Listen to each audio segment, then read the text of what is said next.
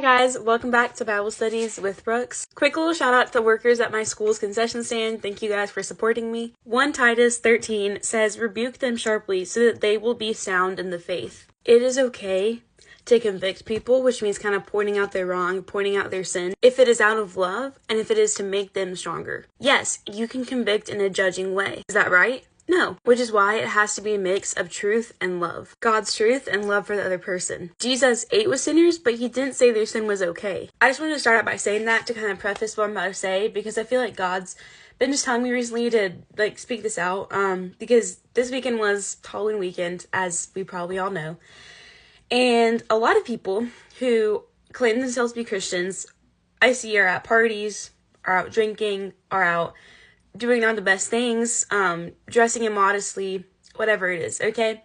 And I completely understand, if you're not getting your fulfillment from church, if you're not getting in your daily bread, if you don't have a relationship with Jesus, if you are stuck in lukewarm Christianity, you are going to be bound to that. You're going to be bound to that lifestyle, and you're not going to understand why it's bad, and you're not going to understand how to get out of it, which is, of course, the dangers of lukewarm Christianity. But do you know how detrimental your actions are to the body of Christ? If a young Christian was looking up to you and saw you doing these things while also going to church, they would think, oh, okay, well then those things are fine. We are called to not conform to the pattern of this world, but be transformed by the renewal of our minds in Romans 12:2. You can be in the world, but don't be of the world. We're supposed to be set apart. And living this double lifestyle is not just going to affect the body of Christ, it's going to affect you.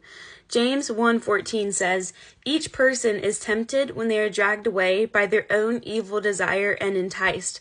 Then, after desire has conceived, it gives birth to sin. And sin, when it is full grown, gives birth to death." Eternal death. Eternal separation from the Lord, because you decided to separate yourself while you were on this earth by your sin. And because God gives us free will, and because he loves us, he's not going to force you to be with him in heaven forever if you chose to not be with him while on this earth. Romans tells us that the wages of sin is death. Wages are earned. You work for a wage. Romans 8:6, "The mind governed by the flesh is death, but the mind governed by the Spirit is life and peace." Are you giving in to what your flesh desires? Brothers and sisters, we have an obligation. Verse 13, "For if you live according to the flesh, you will die. But if by the Spirit you will put to death the misdeeds of your body, you will live." And it's not easy. 8:17 says, "We share in his sufferings in order that we also may share in his glory." Talking about Christ here. The things of this world are temporary, but they affect your eternity. We're always trying to seek and meet